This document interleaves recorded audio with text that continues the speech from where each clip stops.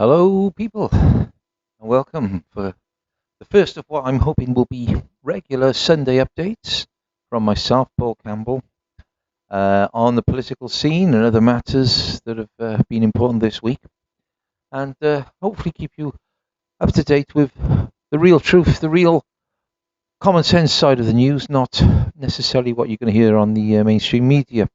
There are platforms out there, but they're getting very, very few and far between as free speech is being torn down in this country. So it's important that new outlets, new people get up on to YouTube, on Facebook, or any other medium, any social media, so that we can spread the word on the centre right sort of side of politics and issues that make things important, especially here in Wales where I reside. And let's just look at the week that's gone. So first of all, obviously, I will admit, first of all, I stood for election last week. I was a candidate for UKIP in Cardiff, and a bit of a disappointing election for not just for UKIP, but for all of right-wing politics in the UK and in certainly in Wales. Obviously, in England, Boris managed to do reasonably well, and he's still riding high in the polls. But how long that'll last, I don't know. But in Wales, it was a bit of a sad case, really, for the Conservatives. Sort of limped along. Certainly for UKIP and parties such as Abolish the Welsh Assembly and Reform UK, it was not a great election because basically we've got no seats, none for UKIP, none for Reform. Even though Abolish were lauded by the media, especially the BBC, they were predicted to win 6 or 7 seats by the fantastic YouGov, who've yet again got it wrong. They didn't predict that Labour would have such a good day, and they certainly didn't. They predicted that Abolish would get seats. So I think Mr. Roger Scully down at Cardiff University, working for YouGov, needs to get his act together because they are just becoming fastly a bit of a joke organisation. They're just getting pollsters who just get everything wrong. Perhaps they should start coming away from their ivory towers and perhaps talking to real people rather than the little socialist bubble that they exist in. So what we've left with now in the Senedd in Wales is a basically socialist cabal of Labour, 30 Labour seats, over half of them. And then we've got their friends at Plaid Cymru, the one sole Liberal Democrat, another left-wing socialist, Jeanette Dodds, who will jump into bed with them on every occasion just to give them that 31 seats. And of course, Plaid Cymru have not done well. The nationalism, Plaid Cymru's idea of a free, independent Wales, which Adam Price tried to sell, didn't work. Nobody really bought it. I'm sorry, Adam. People just realised that independence for Wales is a pipe dream, and the same as in Scotland. It doesn't compute. Even more so in Wales than Scotland. At least Scotland got their whiskey, haven't they? And they've got the tourism. We've got tourism. We've got sheep. We've got lava breads. Not a lot really, and I think people realise that. And there's not going to be Welsh independence in my lifetime.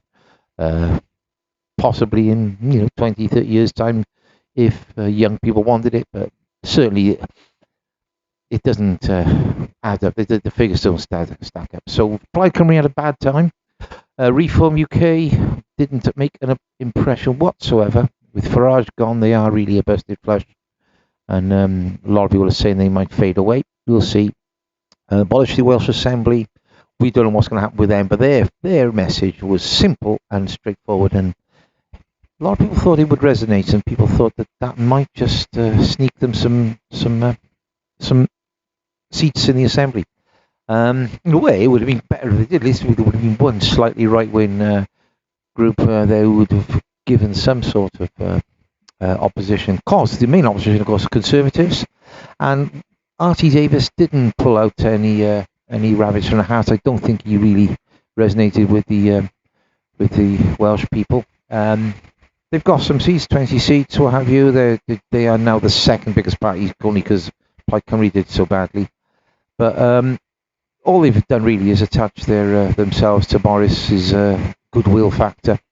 And what we've seen in this election, of course, is that Boris and Mark Drakeford, they profited from this COVID election that we've had. So, without going into too much detail, I think most pundits have said, most people are aware that this election was all about COVID, all about the response, and the incumbents, i.e. Wales, Labour, English Conservatives and Scottish SNP, all had an unfair advantage, and they all did particularly well.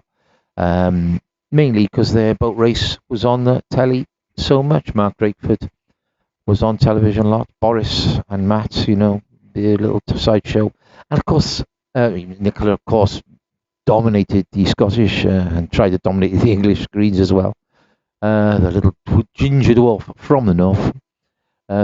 So we've had these three characters thrown at us every week. And of course, the vaccination came at the right time for these three people. All will be able to laud their success, to sing the praises of their wonderful, even Mark Drakeford, the wonderful Welsh Labour Party, never mind the fact that we only got these all this vaccination material. We only got the product because we left the EU and because Conservatives actually did rather a good job of negotiating it. Anyway, so the election was one for the incumbents, and policies really went out the window. Nobody really wanted to talk about much other than the COVID and perhaps a little bit about the economy and how we're going to improve and how we're going to get out of it. Immigration certainly wasn't on the agenda, so that UKIP's number one really policy over the years was not relevant. And people didn't really talk an awful lot about climate change and about the green economy. It was all about COVID, so a good result all around.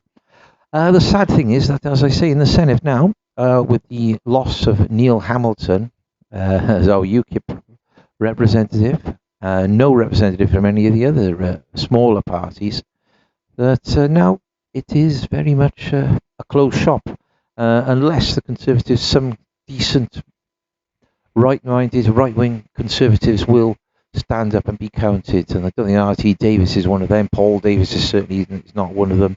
There may be one or two, but let's hope somebody can hold this dreadful Labour socialist cabal. Let's hope somebody can hold them to account. And that's inside the Senate. And outside the Senate, we know very well that there's not really anybody who will hold them to account. Certainly if you're looking for the media, the mainstream media, both written and social media in Wales, you're not going to get any opposition. And as we know very well, the Wales media, in terms of the written press, Wales Online, Western Mail, South Wales Argus, they'll all just hold the line. They all basically, as we all know, will just take whatever Labour says and they'll reproduce it. They won't question it. There won't be any discussion, no debate. And Wales Media Online, again run by the Wales Online gurus, people from Reach PLC, i.e. Trinity Mirror Group. They will have a stranglehold again on the Welsh media. So it is a dangerous time for Welsh politics, I think.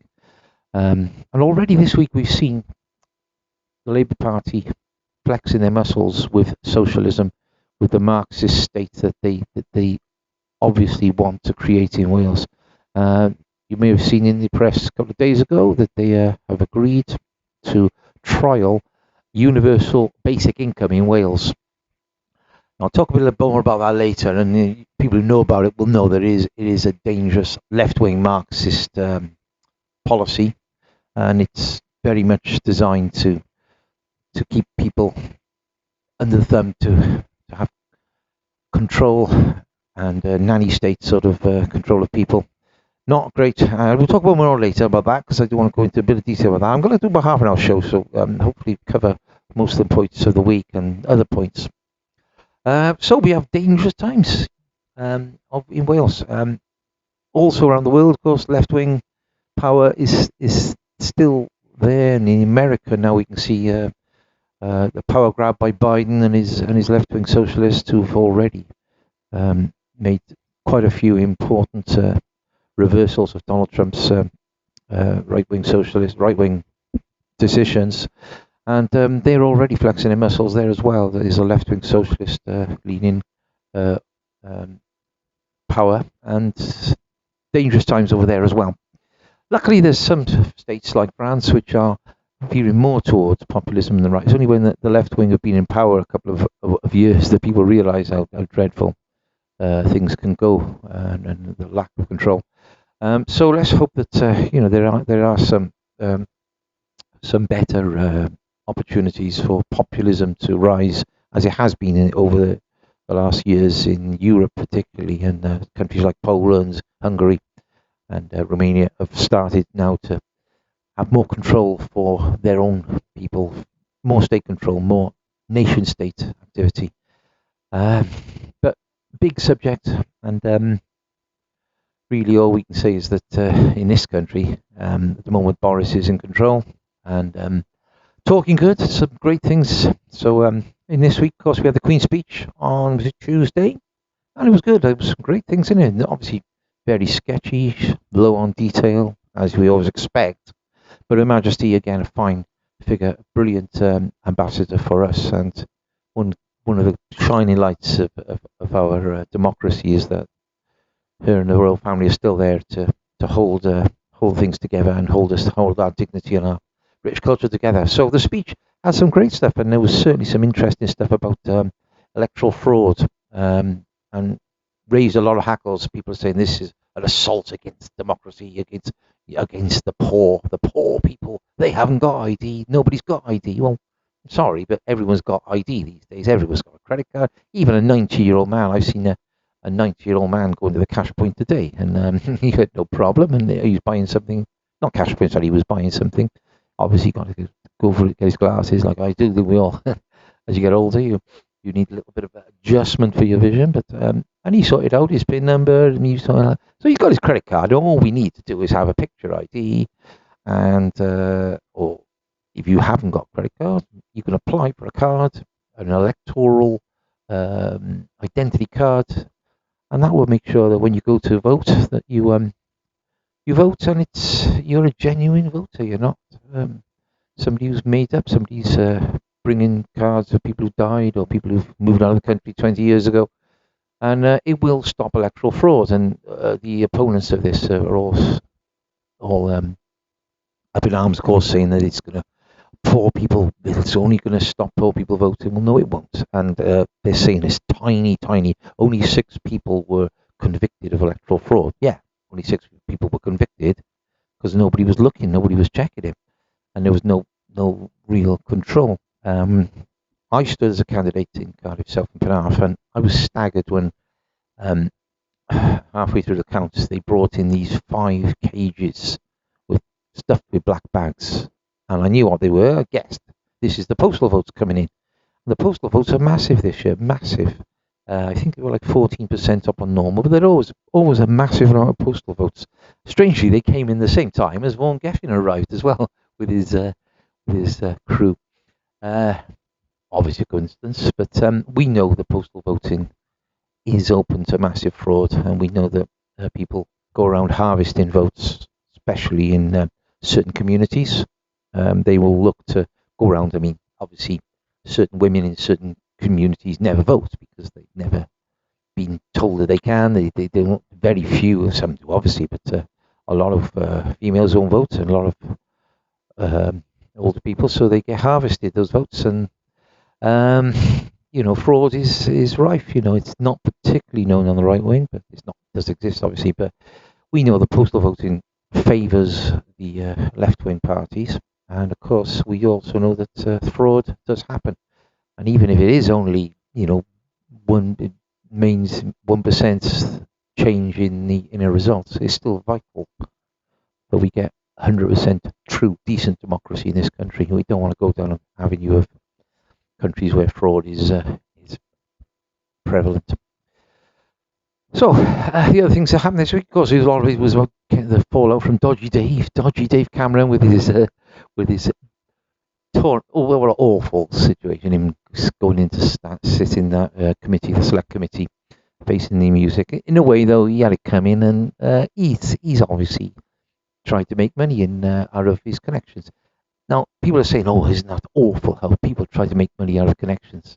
Well, I'm sorry to tell you, it happens everywhere, every party, every society, and we all do it. Of course, if you were looking for somebody to help you out in your company, you get your brother to see, "Oh, is your son got a job? He come and work for me."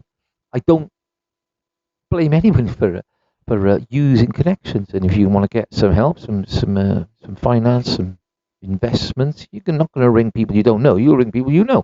So Dodgy Dave, yeah, I know he shouldn't have done it, and he's already stinking rich. His wife's stinking rich. He didn't have to load himself really. But what's interesting actually now is that it is revealed that Mr. Carwyn James and the Labour Party are not coming out of it wonderfully, because they were implicit in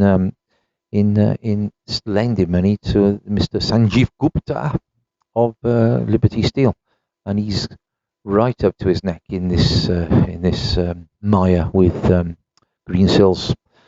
So Carwyn, let's see what were the connections there with the Labour Party and the Welsh government, lending millions and millions of pounds to Liberty Steel, and really to what avail? Obviously trying to protect jobs, but some very dodgy dealings going on there, and we really need that investigated 100%. So the migrants are still pouring in on the boats, on the dinghies in Dover. Around about 160 yesterday, I believe, and so Mr. Farage did an excellent video, and he's identified that this problem is getting worse, and people try and call it a small problem, and there was 8,000 last year. Illegal immigrants came to UK. It's a lot more now. The weather's getting better, and Mr. Farage has estimated that there's 20,000 potentially illegal migrants going to arrive in the UK this year. Now, that's a lot of people. You consider even in the Norman invasions of Britain, there was only 50,000 Normans came and invaded the UK in Britain, and that's a lot of people. And these people all got to be housed. They all got to be fed. And of course, the problem is they come over here. We don't know who they are. They could be dangerous. They could be murderers, rapists. We don't know, because they invariably have very little identification. And of course, the other thing is now that the hotels are getting busier now. So whereas your travel lodges and your Britannia hotels were happy to put up these migrants, in their 3-star hotels, 4-star sometimes, they're saying no. Actually, no. Now we're full up now. So they're being put into private accommodation. People are going to be paid to house migrants. But this problem is going to get worse, and it's expensive. It's very, very expensive. But above that, it is against the morality and the judgment of British people. We don't want people to come over illegally. If they want to come, why don't they come legally? There must be a reason. So if they want to come illegally, then they should be sent back. And there's not one being sent back. There's just no. Once the planes are ready to take off, they get stopped by some fancy lawyer who finds a way because their mobile phone SIM card is not working. They come off the plane and they're given another couple of months in a nice 4-star hotel. We need to stop this because there's dangerous crossings. The trafficking is being increased all the time. People are making a lot of money, some traffickers, and it's got to be stopped. It just can't go on. Of course, immigration on its own, as I said, it wasn't an issue in this election. Nobody wanted to talk about it, so it was just sidelines. But we know that it's still a massive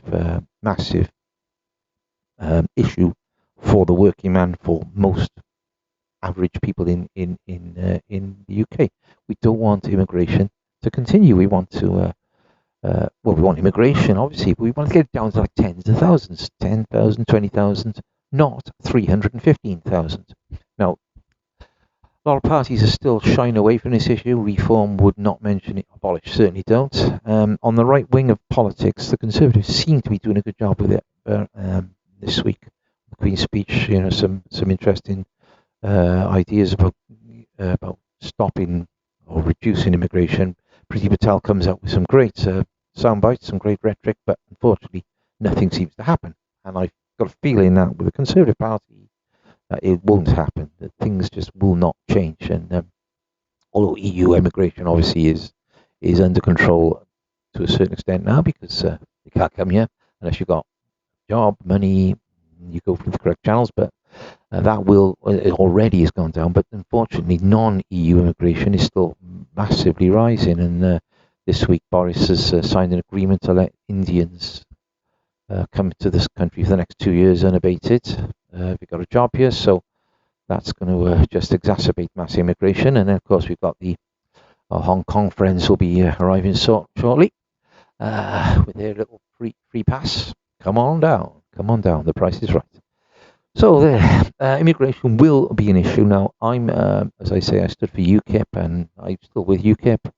And there are people in UKIP who don't like to mention immigration because we know that it's toxic and it can cost you votes if it's not handled properly. I certainly will be mentioning immigration in all my dealings over the next weeks and months. Now, I'm going to keep on banging the drum about not just immigration, but about these major issues which affect us. A lot of the politicians know the people who are running for power will go into the background. They were only basically, a lot of people were in it for the money, just to try and get one of the nice jobs. And the people who really care will carry on fighting the fight for right-wing politics, common sense, and for the important issues. Mass immigration is one of them. Obviously, free speech, freedom of speech is another one, and freedom of the individual. And we've seen yet again this week about our rights and freedom of speech being taken away, with universities still deplatforming and still trying to silence anyone who has opinions which don't fit in with their dialogue. And then we got the BBC, of course, with the lovely Naga Munshetty and her cohorts, Mr. Lineker, all still brazenly dismissing British values, dismissing the British flag, and wanted to talk more about the woke agenda rather than talk about the things which people want to talk about in this country, what the working man. And of course, they live in their socialist bubble, they live in the elitist sort of worlds, their little champagne swilling socialist bubbles. In Wales, it's in Canton, and in Cardiff, and in Lisbon, and of course, all around England, it's those little stockbroker belts. And they just got no idea. And so the BBC now are facing a barrage of abuse, barrage of protesters. Some of the protests yesterday in the Freedom Alliance marches were interesting, and people want freedom. A lot of it was about the COVID restrictions, and but they were also saying, quite a lot of people saying, defund the BBC, which UKIP's been saying for a long time, and I certainly have, that these BBC do not deserve our money. Until they start becoming a decent organisation, they don't deserve any money. And if they're that good, if people think they're wonderful, pay for it. If they should stand on their own merits, if they're that good, then people will want to buy it. If you want to buy it, 10 quid a month, 20 quid a month, we love the BBC. If you don't want it, you don't buy it. And I certainly don't want it. I can live without the BBC, without the likes of Emily Maitlis telling me what to do. And of course, the freedom, of course, was also yesterday. The march was about the COVID situation, where people are still fed up and locked down. And all right, we've got some freedom tomorrow. And but now, of course, the Indian variants, Project Fear Mark 57, I think this is called, and the Indian variant is with us. And another reason for us all to cower away with our masks. So Boris has already quite clearly said he won't hesitate to lock us down, and Mr. Drakeford will be wringing his hands. Oh, another lockdown, wonderful. And of course, Mr. Drakeford is still not allowing in Wales any entertainment, no music, because he never likes music, he doesn't like entertainment, doesn't like alcohol. So the pubs tomorrow in England will be open, and I'll be in England tomorrow. I'm hoping to be in Liverpool. I might do a little report from there. And I know that the pubs there will be buzzing, people will be singing and dancing in moderation. In Wales, they won't. It'll be boring. Mr. Drakeford will stop us singing. He will make us the land of no song and the land of nothingness. So, not an awful lot. Okay, we can have a pint, but it's going to be draconian rules. You'll get your spacesuit on, and go on 27 apps. Wait in a queue. But at least we're inside. But you're not going to get in half the pubs because there's only going to allow half. So the COVID release is for now, but we are still a nation of fear, and people have been cowed. People have been put in fear by this government in Wales and by Boris. It seems as though that we've become slaves to the Saga group, to the Saga medical so-called experts. And even now, Chris Whitty is saying that the Indian variant will be a dominant variant. Fear, Mr. Munger, Mr. Fearmonger. And strangely, we still got flights coming in from India. The Indians have been coming into this country for the last couple of months. Well, why didn't we stop flights coming in from India some last month, really? It would have been a good idea. Or at least make people isolate for a couple of weeks.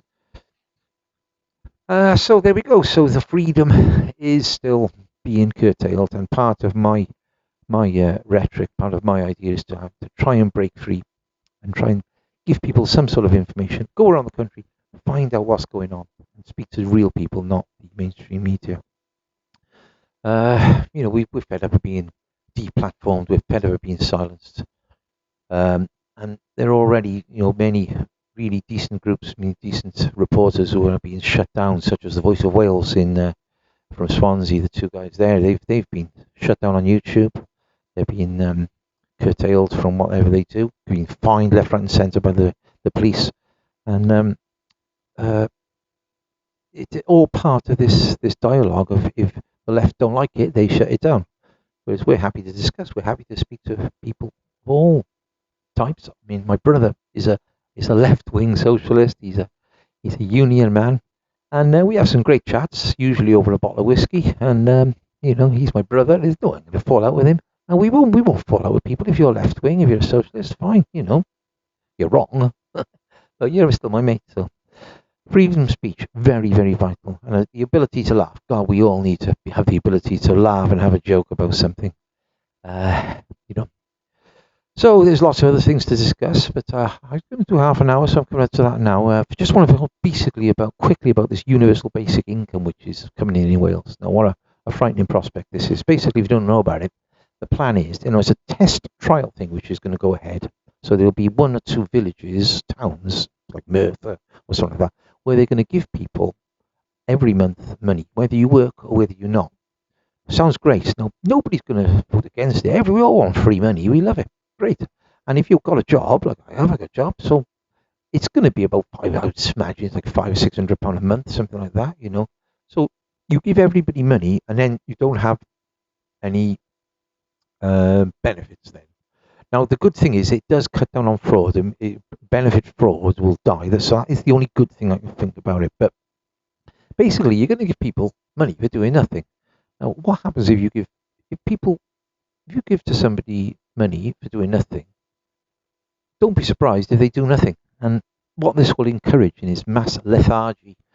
We've already got enough people in Wales and all around the country who don't want to work, and they're happy to sit back and take whatever they can from the state. But now this is another level where it's a totally Marxist, communist sort of system, and of course it is designed as well to suppress the masses.